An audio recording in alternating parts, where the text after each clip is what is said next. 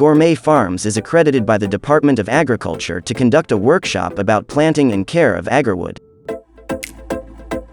On September 10, 2022, Gourmet Farms, in collaboration with Iba Botanicals and BioPrime Agri Industries Inc, had a seminar about agarwood, which was attended by farm landowners near the area.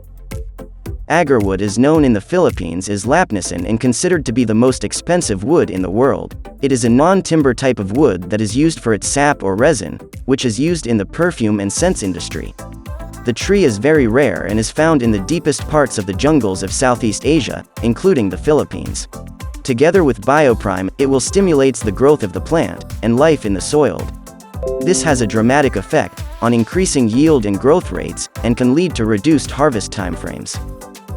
BioPrime is proven to also permit chemical fertilizer to be reduced by up to 50% will still increase yield while saving money on production costs.